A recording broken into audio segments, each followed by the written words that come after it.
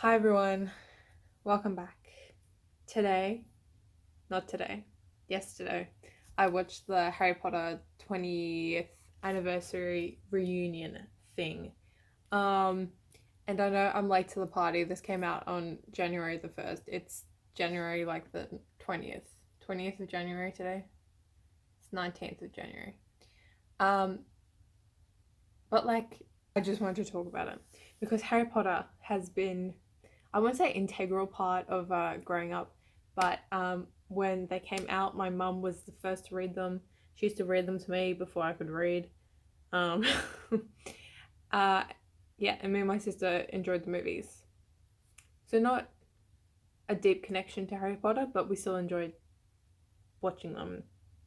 I've read the first one, like myself.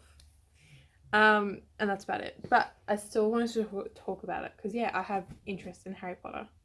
That was a long-winded way of getting there, but anyway, that's that.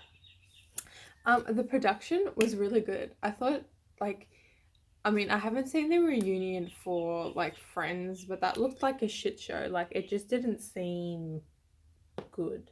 Whereas the production of this was like still very whimsical, was still very like magical, still very Harry Potter esque. And they got them sitting on like the sets that they used, and I thought that was really good. The opening was really cool. I don't know why there was quite so much Harry Potter. Um, like when I was watching it, I was like, "Is did they not like get Daniel Radcliffe back?" Because it was like literally everyone and like so much Emma Watson, and I was like, "Oh my god, they couldn't get Daniel Radcliffe," but it's okay. He was there. He just was like at the end of the opening for some reason. I guess it was supposed to be like anticipation, but it was like, how is that anticipation? Like, we know he's going to be there. It made me feel like he wasn't going to be there because he wasn't there at the start. I explained that badly, but you know what I mean. So, anyway, production was good. The setup was good. I feel like it was just, and like the editing of like each, like going through the films and stuff, and like characterizing them in like the chapters and how it's like from the child like whimsical ones like the first and second ones and how they got more serious and stuff. So I thought the editing production of the actual thing itself was very good. I thought it was excellent. And I enjoyed the anecdotes of like the actors and everything. I thought that was good. I feel like there could have been more on like how they filmed it, maybe a little bit more like on the storylines, because I feel like it was kind of rehashing some of the like just some of the storylines of the films, and it's like we've watched the films, like we know that. um but yeah, I thought it gave good kind of insight, and I wasn't bored, so I guess it just like it didn't feel like they added like a lot of new knowledge, but maybe that was just my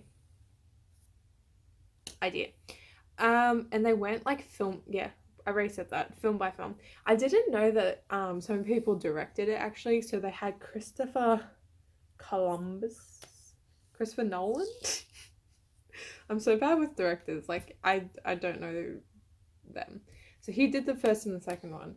Then they got a different guy for the third one for Prisoner of Azkaban, and then Goblet of Fire was this other rambunctious British dude. Um, and then for the last three,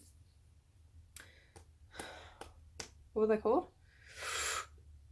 Last four, sorry. Order of Phoenix, Half Blood Prince, Deadly Hallows Part 1 and Part 2 was this other guy who I can't remember names of directors. I'm sorry, that's not something that's stored in my memory bank, in my hippocampus.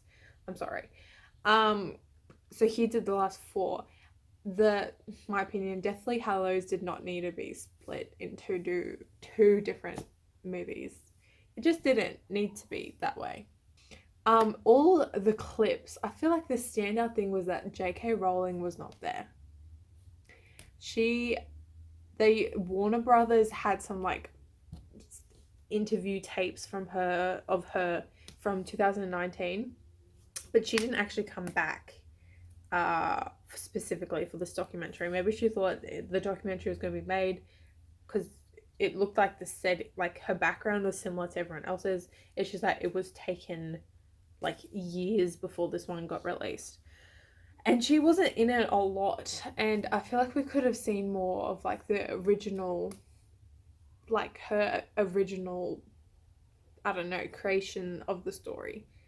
Um, and I just thought it was interesting that um, when like the three main people like Rupert, Emma, and Daniel were talking about like all the people they're thankful for, and like they never mentioned her once, which was I thought that was funny.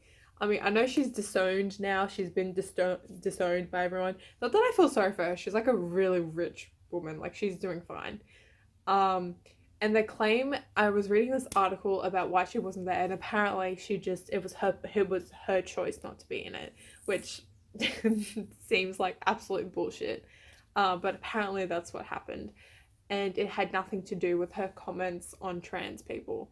Apparently, it had nothing to do with her tweets, which also seems like bullshit. But it just felt weird, like not having her talk more, and yeah. And they kind of went a little bit into like the set designs and stuff, but I feel like I wanted it more like in depth a little bit. Um, I, I've put here heartwarming. I've put that in my notes, so I must have felt my heart warmed. But it did kind of seem unnecessary.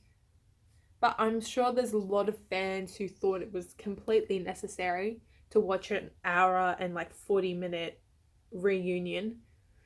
Um, But there you go. Oh, I thought like the additions of like how they cast everyone was kind of interesting. I mean, they didn't really say how they cast everyone. It was just like there was like massive open auditions and like thousands of children came and like they just kept doing like screen tests, and I kind of that process would have been an absolute nightmare. I can't imagine going through that. Um, but yeah, that's all I have to say about the Harry Potter reunion. And yeah, see you next time.